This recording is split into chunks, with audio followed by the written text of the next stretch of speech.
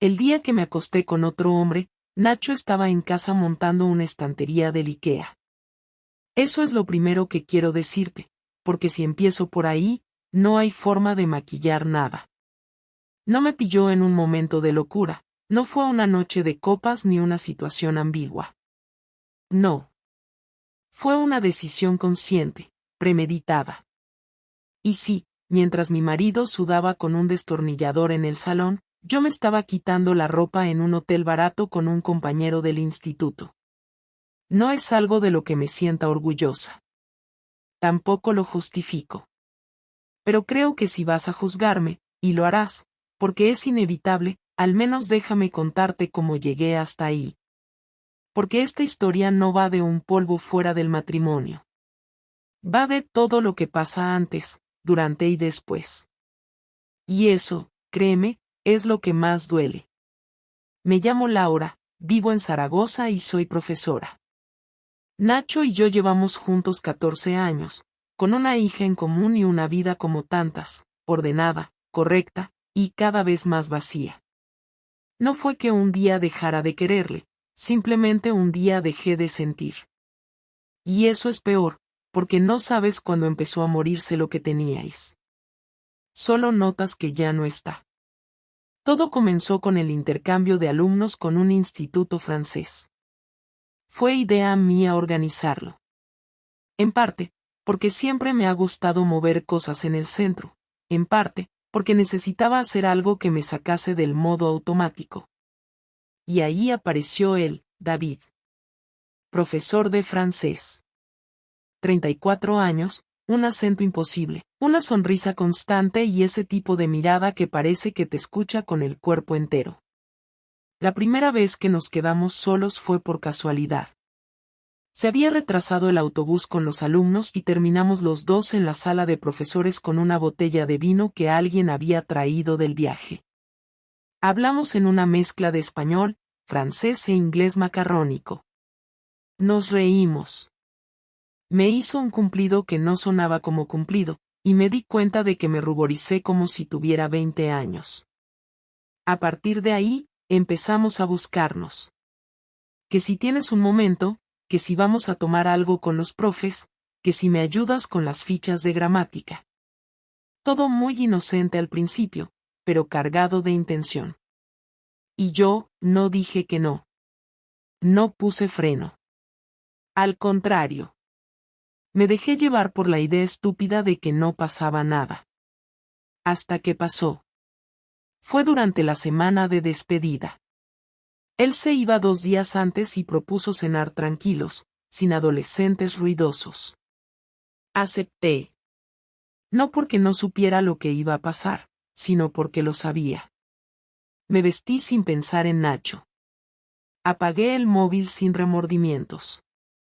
Y cuando David me besó en la puerta del hotel, no dudé. Entré. Fue sexo rápido, torpe, con nervios y sin romanticismo. No fue bonito. Pero fue real. Sentí algo. No amor, no pasión desbordada. Sentí que estaba viva. Que aún podía hacer algo inesperado, algo que rompiera mi rutina. ¿Suena triste? Lo es. Pero también fue honesto. Más honesto que todos los silencios con los que venía conviviendo desde hacía años. Al volver a casa, Nacho ni siquiera notó nada raro. Me preguntó si la cena había ido bien y me ofreció una cerveza. Dormí a su lado como cualquier otra noche. Pero algo había cambiado. Y ahí empieza lo verdaderamente complicado. No sé cómo no se me ocurrió antes que algo así podía pasar. Las personas se dan cuenta de lo que ocurre a su alrededor, aunque no digan nada. Y Nacho, con toda su calma, su silencio, sus rutinas tan metidas en el cuerpo, también notó que algo no cuadraba. Él no es de montar escenas, ni de hacer preguntas a lo loco, pero no es tonto. De hecho, lo que siempre me gustó de él fue precisamente eso, su forma de mirar, de conectar las cosas, sin necesidad de hablar demasiado.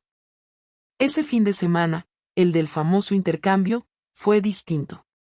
El domingo, cuando yo volví a casa después de acompañar a los franceses al tren, Nacho tenía una actitud que no sabía definir. No era frialdad, no era indiferencia. Era otra cosa.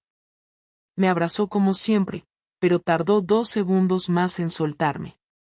Luego me preguntó qué tal había ido todo, y yo solté el discurso habitual, que los chavales se habían portado bien, que todo había salido según lo previsto, que David era muy profesional. Cuando dije su nombre, noté que Nacho parpadeó una vez más de la cuenta, como si se guardara algo. No hablamos más del tema. Ni esa noche, ni el lunes, ni el martes. Pero el miércoles, cuando llegué a casa, encontré a mi hija viendo la tele con una caja de fotos sobre la alfombra. Eran las fotos antiguas que Nacho había guardado en el armario de nuestro dormitorio desde hacía años. Me agaché y le pregunté qué hacía con eso. Me dijo que papá las había sacado para buscar unas de cuando ella era pequeña. No le di importancia. Me levanté, le besé la cabeza y fui al baño.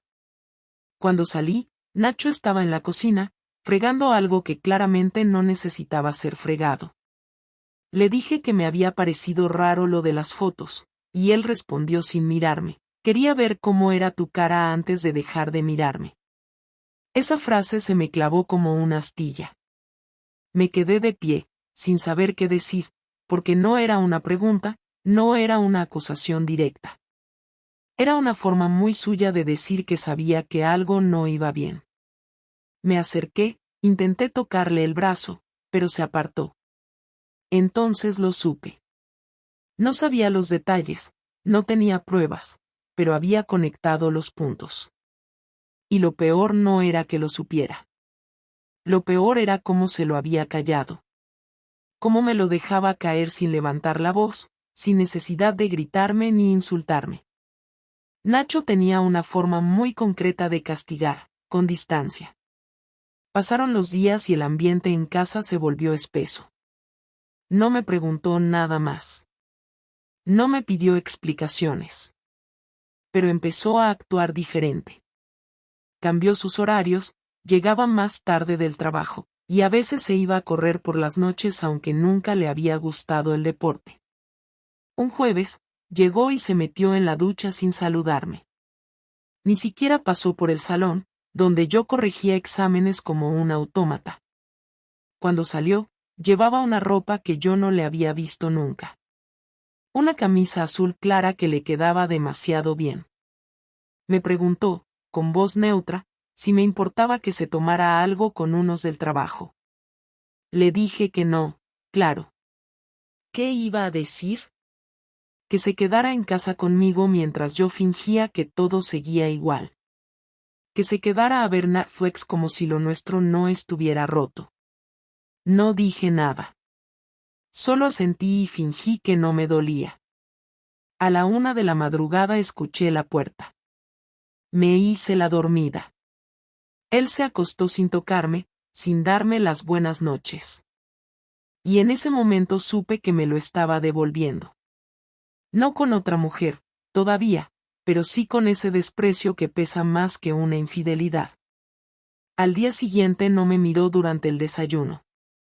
A media tarde me mandó un mensaje que decía: no voy a cenar, tengo cena con el equipo. Ni siquiera usó emoticonos. Era tan formal, tan ajeno, que sentí un vacío en el estómago como si hubiera perdido algo sin saber muy bien qué. 2 días después, llegó temprano del trabajo.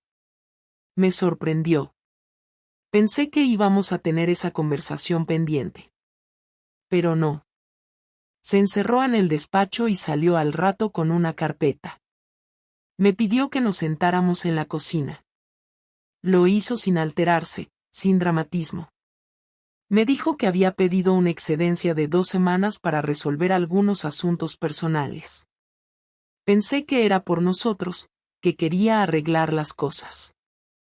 Pero entonces dejó la carpeta sobre la mesa y la abrió. No había papeles legales ni pruebas de nada. Solo tenía una hoja en blanco y un bolígrafo. Me dijo: si tienes algo que contarme, escríbelo. No quiero escucharlo de tu boca. No supe qué decir. Me quedé mirando el papel como si fuera un castigo infantil. ¿Qué quería? ¿Una confesión escrita? ¿Un testimonio para leerlo después como si fuera un informe? Le pregunté si estaba hablando en serio. Me dijo que sí, que no quería verme mentir mientras hablaba. Que si yo tenía valor para hacer lo que había hecho, también debía tenerlo para dejarlo por escrito. Me levanté y me fui al dormitorio. Me encerré y me tumbé boca arriba. Miré el techo durante 1 hora sin pensar nada. Luego, como si una parte de mí necesitara castigo, volví a la cocina, agarré el bolígrafo y escribí una frase. Sí, estuve con otra persona. Ni nombres, ni fechas. Solo eso. Dejé la hoja sobre la mesa, me fui al salón y me serví una copa de vino. Cuando volvió a entrar en la cocina, no dijo nada. Se sentó frente a la hoja, la leyó, la dobló y la metió en un cajón. Luego me miró. Y por primera vez en muchos años, sentí que me estaba mirando como a una desconocida. No me gritó, no rompió nada. Solo dijo, gracias por no mentirme otra vez. Y se fue a dormir. Y así fue como Nacho lo supo. La mañana siguiente fue distinta desde el primer minuto. Nacho se levantó antes que yo, lo escuché moviéndose por la casa como si tuviera prisa por hacer ruido, no porque le hiciera falta, sino porque quería que supiera que ya estaba en marcha, que su vida seguía, que no necesitaba explicaciones ni disculpas, y yo permanecí en la cama con los ojos abiertos, mirando hacia la ventana como si ver la cortina moviéndose con el aire bastara para no tener que enfrentar nada, pero no había forma de esconderme más. Cuando por fin me levanté, él estaba en la cocina con el ordenador portátil abierto, el café servido y 2 sobres sobre la mesa. Me miró sin hablar, como si estuviera esperando a que yo dijera algo primero, pero no dije nada, y él tampoco. Se limitó a apartar el portátil, levantarse de la silla y señalar con la cabeza la silla que estaba frente a él, como si fuera una reunión, no una conversación de pareja, como si de verdad lo que íbamos a decirnos ya no tuviera que ver con emociones sino con trámites. Me senté y lo primero que dijo fue que había leído mi frase unas 10 veces la noche anterior, no porque no la entendiera sino porque estaba intentando decidir si le bastaba con eso o si necesitaba saber más. Y después añadió que había llegado a la conclusión de que sí, necesitaba saber más. No lo dijo con rabia ni con reproche, lo dijo como quien anuncia que ha tomado una decisión porque no puede seguir en la incertidumbre. Me preguntó directamente si había sido una sola vez, y le dije que sí. Me preguntó con quién y le dije que no iba a decir nombres, y se molestó.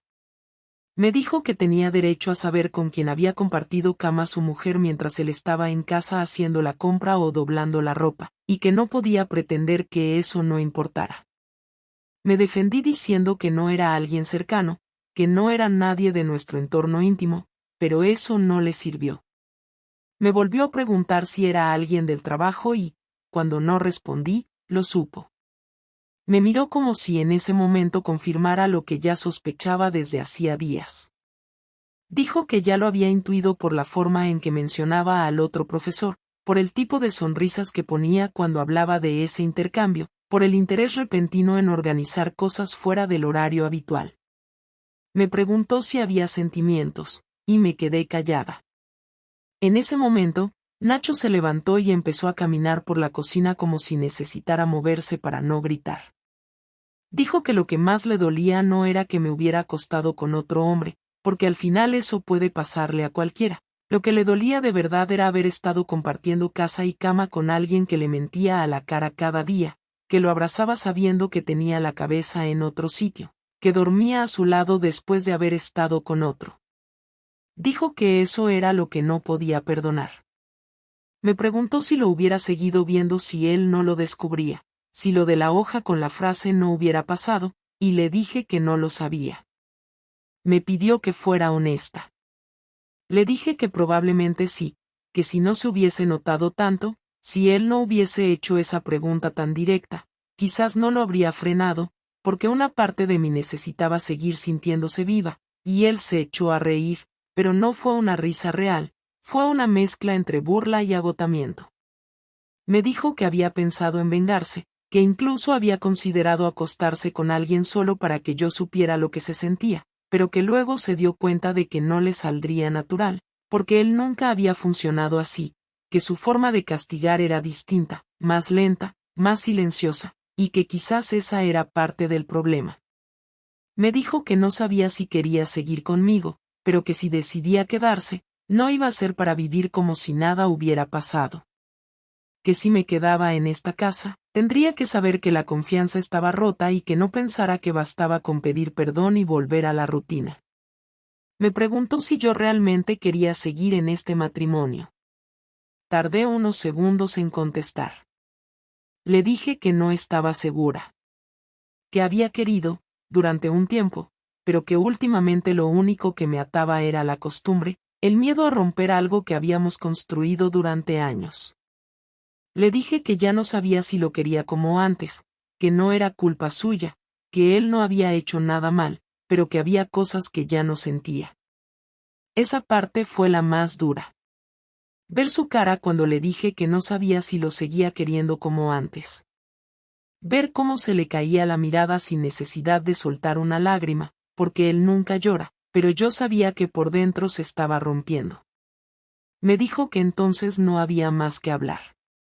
Que si yo no tenía claro que quería estar con él no iba a mendigar cariño ni a esperar meses a que yo decidiera si me apetecía volver a quererlo. Me pidió que hiciera las maletas y me fuera a casa de mi hermana por unos días. Me levanté, le pregunté si estaba seguro, y me dijo que sí.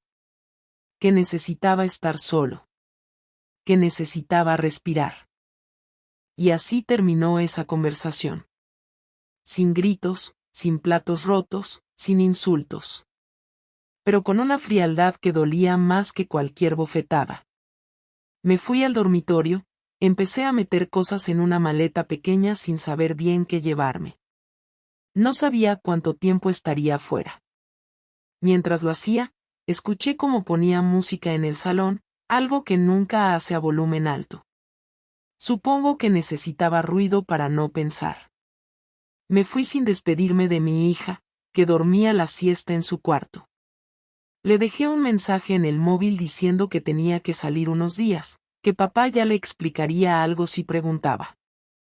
Nacho no salió del salón. No me miró al pasar por la puerta. Solo dijo, cierra bien cuando salgas. Y eso hice. Cerré bien. Aunque lo que más se cerró ese día fue todo lo que habíamos sido durante 14 años. Pasaron 3 días hasta que Nacho volvió a escribirme. No fue un mensaje emocional, no me preguntó cómo estaba ni me dijo que me echaba de menos. Me pidió que fuera a casa el domingo por la tarde a recoger mis cosas.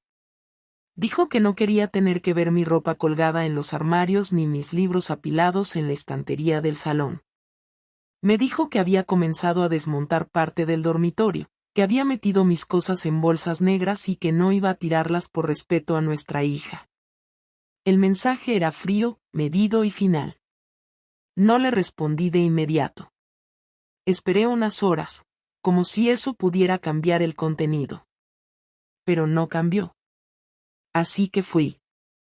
Al llegar, noté que algo estaba diferente. La casa tenía las persianas medio bajadas, el salón olía a ambientador nuevo, y había cajas apiladas en el pasillo con etiquetas escritas en mayúsculas. Ropa, baño, libros, varios. No eran bolsas desordenadas, no había signos de rabia ni de caos. Nacho había clasificado mi vida en 4 palabras. Entré sin tocar el timbre. Tenía llave, aunque sabía que probablemente sería la última vez que la usara. Nacho estaba en la cocina, de espaldas, bebiendo un café. No se giró cuando oyó la puerta. Solo dijo, tienes todo lo tuyo ahí, si falta algo, me lo dices. Me acerqué a las cajas y abrí una para comprobar qué había dentro. Todo estaba doblado, limpio, ordenado con más cuidado del que yo misma solía tener.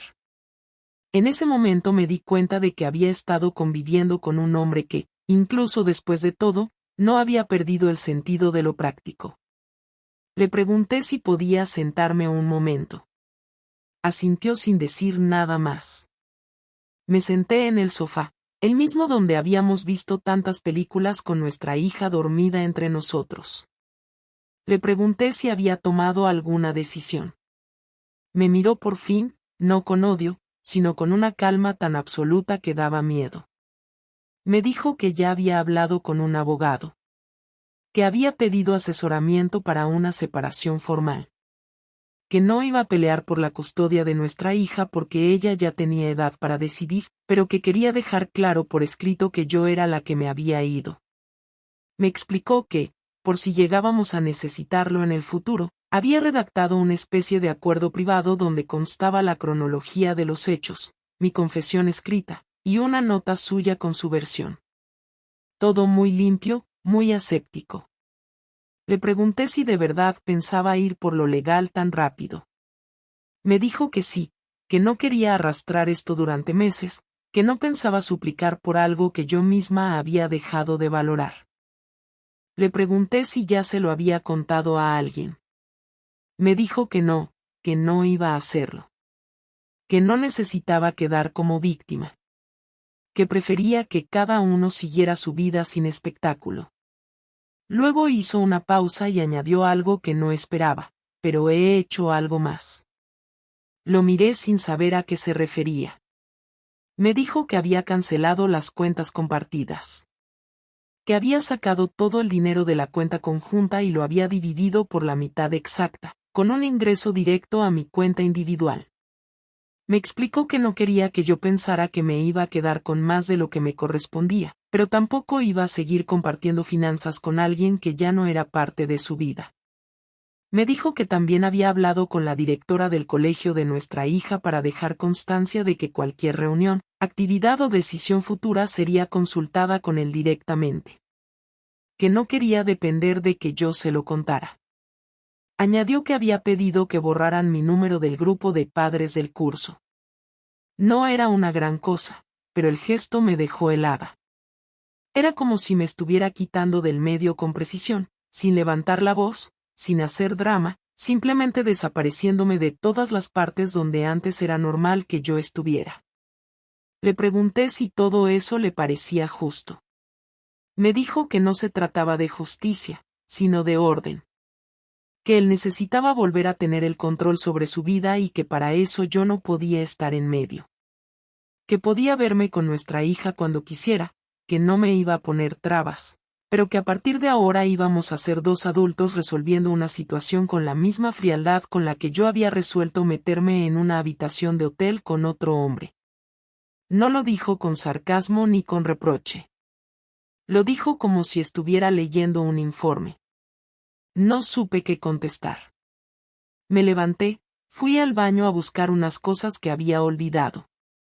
Al volver, vi que estaba guardando los documentos que había mencionado. Estaban en una carpeta gris, con un sello adhesivo. Me la tendió sin mirarme y dijo, llévatela. Léela cuando estés sola. Si estás de acuerdo, firmamos la próxima semana. Tomé la carpeta sin abrirla. Le pregunté si estaba seguro de todo esto. Me dijo que sí. Que ya había llorado todo lo que tenía que llorar, que ya había sentido toda la rabia, y que ahora solo quería cerrar etapas. Cuando me dirigí a la puerta, le pregunté si había alguien más. Me miró un segundo, y luego volvió la vista hacia la cafetera. Dijo, ¿importa? Me quedé esperando algo más, pero no dijo nada. Salí con la carpeta bajo el brazo, sintiéndome más fuera de esa casa que nunca. Me di cuenta de que todo lo que Nacho había hecho en esos días era una venganza fría, legal, emocionalmente quirúrgica. No buscaba hacerme daño físico ni humillarme.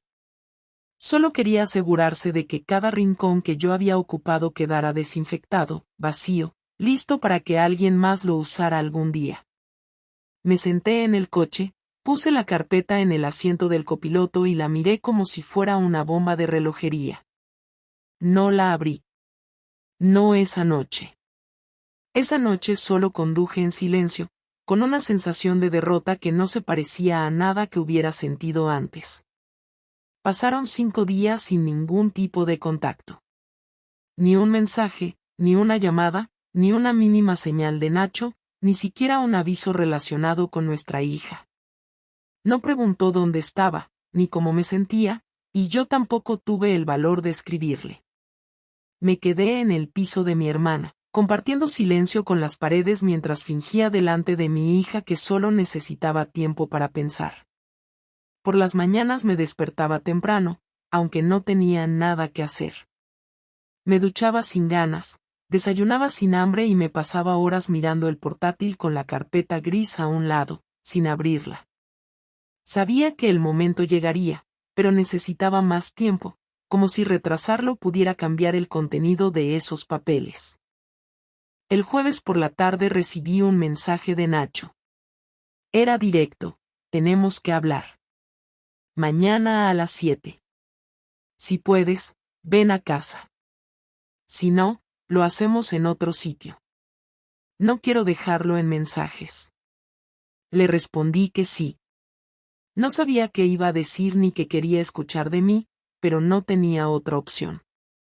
Me vestí con ropa neutra, nada que pudiera parecer un intento de agradar ni de provocar. Llegué puntual.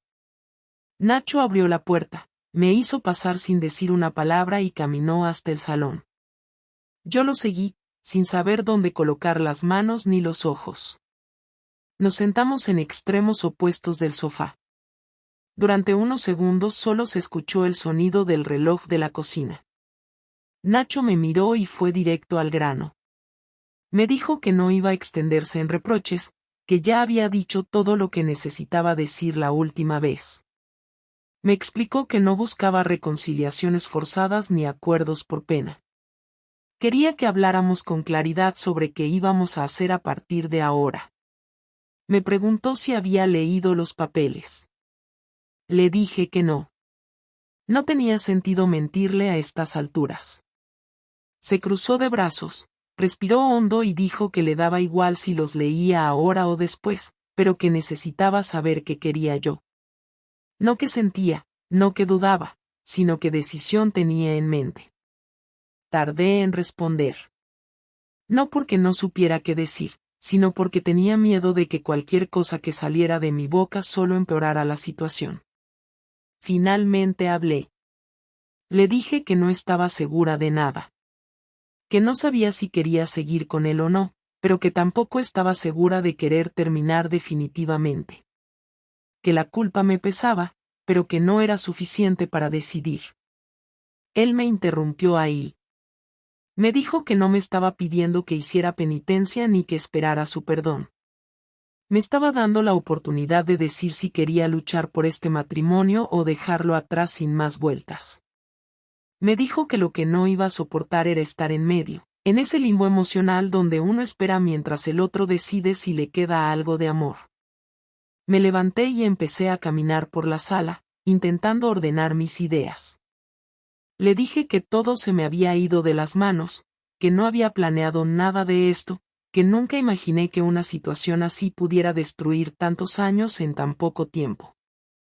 Me dijo que dejarse llevar también es una decisión, aunque no parezca, y que yo la había tomado. No lo dijo con rabia, lo dijo como una observación, como quien mira un hecho objetivo. Me preguntó si seguía viendo al otro hombre. Le dije que no. Me preguntó si lo echaba de menos. Me quedé callada. Me volvió a mirar, esta vez sin disimulo. Me dijo que esa era la respuesta más importante de todas. Nos quedamos en silencio. Entonces le pregunté si él tenía claro qué quería. Me dijo que sí. Que quería seguir con su vida, que necesitaba reconstruir su día a día sin arrastrar resentimientos. Dijo que no descartaba volver a enamorarse, pero que eso no iba a pasar conmigo si yo seguía siendo la persona que no supo valorarlo cuando tenía la oportunidad. Me preguntó si era capaz de asumir el compromiso de empezar de nuevo sin mentiras, sin juegos, con esfuerzo real, o si simplemente me quedaba porque me daba miedo estar sola. No pude contestar de inmediato. Me senté de nuevo, respiré hondo, y le dije que no lo sabía con certeza. Que necesitaba más tiempo para descubrir si lo nuestro aún tenía un lugar real en mi vida o si solo era nostalgia disfrazada de necesidad. Nacho se levantó y fue a la estantería del comedor. Sacó un sobre y lo puso sobre la mesa de centro. Me dijo que ahí estaba el segundo borrador del acuerdo. Que podía leerlo tranquila, hacer cambios, incluso negarme a firmarlo, pero que él necesitaba dejar eso preparado por si finalmente nos separábamos. Me dijo que no era una amenaza ni una presión, solo una forma de avanzar, de no quedar atrapados en discusiones eternas. Luego se acercó a la ventana, se quedó ahí de pie, de espaldas, y dijo algo que me marcó: tú sabrás si quieres ser parte de mi vida otra vez. Pero si decides quedarte, será con todas las consecuencias. Y si te vas, no vuelvas a mirar atrás. Yo no lo haré. Le pregunté si me odiaba. Me dijo que no. Que por eso mismo estaba siendo tan claro. Que si me odiara, ya me habría hecho daño de verdad. Que no me odiaba, pero tampoco me perdonaba todavía. Me dijo que el perdón no era automático, que no se daba porque sí. Que si algún día llegaba, sería después de muchas acciones, no de palabras. Me pidió que me fuera, que pensara lo que tuviera que pensar, que hiciera lo que tuviera que hacer, pero que no volviera a pisar esa casa sin una decisión clara. Que no podía abrir la puerta todos los viernes para escuchar excusas nuevas. Me levanté, agarré el sobre, salí sin mirar atrás y conduje sin rumbo durante media hora. Cuando por fin paré el coche, lloré. No por tristeza. No por rabia. Lloré porque ya no quedaba espacio para esconderse detrás de las dudas. Nacho había sido más firme y directo que nunca. Me había puesto delante una realidad sin adornos, sin dramatismo, pero con toda la fuerza de quien no tiene nada que perder, aún así, actúa con dignidad. La carpeta con los documentos terminó sobre la mesa del comedor en el piso de mi hermana, sin abrir, durante 2 días más. No porque no tuviera intención de hacerlo, sino porque cada vez que me acercaba a ella, se me cruzaban las imágenes de Nacho sentado frente a mí, hablándome sin levantar la voz, pero dejándome claro que ya no era parte de su vida, al menos no como antes. Durante esos 2 días salí poco, hablé lo justo y no compartí con nadie lo que había pasado en esa conversación. No quería opiniones, no quería consejos ni consuelo. Solo necesitaba entender en qué momento exacto dejé de cuidar lo que tenía. Lo curioso es que no hubo un instante específico. No hubo una pelea, una ruptura evidente, ni siquiera una decisión concreta de distanciarme. Todo fue lento, por acumulación. Miradas que no devolvía, silencios que dejaba pasar, detalles que ya no me importaban. El problema no fue solo el otro hombre. El problema fue que, cuando ese otro apareció, yo ya llevaba demasiado tiempo viviendo con la sensación de estar en un sitio que no era mío. El domingo por la mañana fui a casa de mi madre a recoger a mi hija. Había pasado el fin de semana allí. Le pregunté si estaba todo bien con papá. Me dijo que sí, que lo había visto tranquilo, que habían cocinado juntos el viernes y que habían salido a comprar unas cosas el sábado. Me contó todo eso con naturalidad, sin notar nada extraño. Le pregunté si echaba de menos que estuviéramos los 3 juntos. Me dijo que sí, pero que entendía que a veces los adultos necesitan tiempo. Me lo dijo sin enfado, sin reclamo, y en ese momento sentí una mezcla de vergüenza y alivio. Vergüenza por lo que había hecho, alivio por ver que ella no estaba rompiéndose como yo por dentro. Al menos por ahora. Esa misma tarde volví al piso, abrí la carpeta y leí el acuerdo. Era simple, sin lenguaje rebuscado. Estaban claros los términos.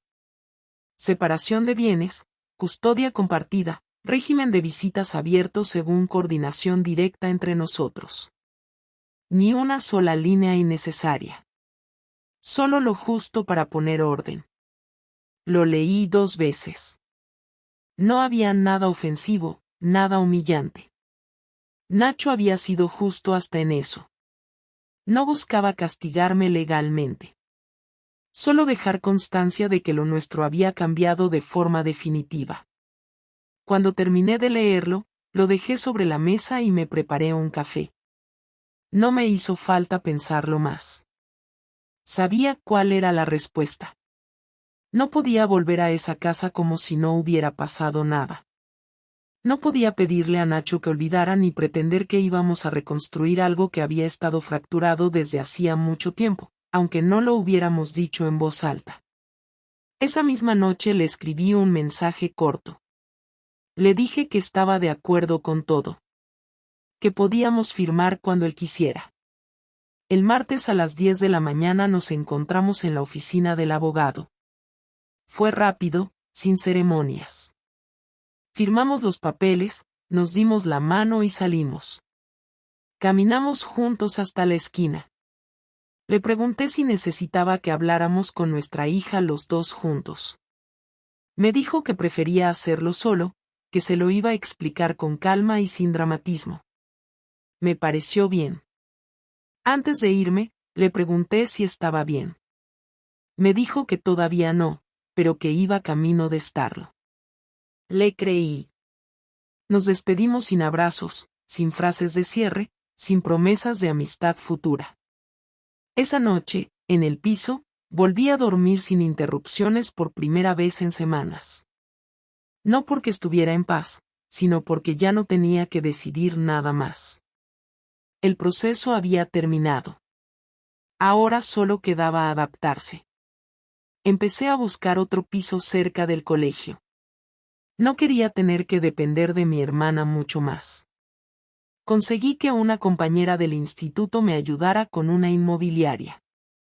Me ofrecieron un alquiler decente a 5 minutos de la parada del bus. Lo firmé sin darle más vueltas. Mi hija lo tomó mejor de lo que pensaba. Me preguntó si era definitivo. Le dije que sí. No lloró. Solo me pidió que no habláramos mal de papá delante de ella. Le prometí que no lo haría. Y lo voy a cumplir.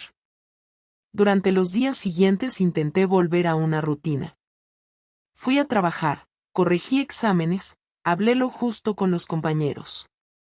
Nadie me preguntó nada directamente, aunque noté que algunos ya sabían. Me dio igual. Empecé a asumir que mi vida iba a tener que redefinirse. No por lo que había perdido, sino por lo que había permitido que se perdiera. Nacho me escribió 2 veces, mensajes breves, puntuales, sobre cosas de nuestra hija. Coordinamos todo sin problemas. Cada uno sabía cuál era su lugar. Un sábado por la mañana, fui al supermercado y lo vi desde lejos. Estaba en la sección de congelados, mirando algo con el ceño fruncido. No me vio. Me quedé quieta unos segundos. Llevaba una chaqueta que yo le regalé hace 2 años. Me pregunté si lo hacía a propósito o si simplemente le seguía gustando. Me di la vuelta antes de que me viera. No me acerqué. No tenía sentido. Ya nos habíamos dicho todo lo que había que decir. Ahora han pasado casi 3 semanas desde que firmamos. No tengo pareja, no tengo planes ni ideas de empezar nada nuevo. Me dedico a trabajar, a cuidar de mi hija y a recuperar un poco de orden. A veces pienso en Nacho y me pregunto si él piensa en mí. Quizás sí, quizás no. Pero eso ya no importa. Lo único que sé con certeza es que rompí algo que no se puede recomponer. No por una aventura. No por una noche. Lo rompí por haber dejado de valorar, por haber callado cuando debía hablar, por haberme rendido sin pelear. No busco perdón. No espero redención. Solo quiero aprender a vivir con las decisiones que tomé, porque no hay vuelta atrás. Este fue el final. Uno sin drama, sin escenas exageradas, sin gestos heroicos. Solo dos personas que compartieron una vida, se rompieron en silencio, y terminaron cerrando la puerta con un clic que ya no hizo ruido.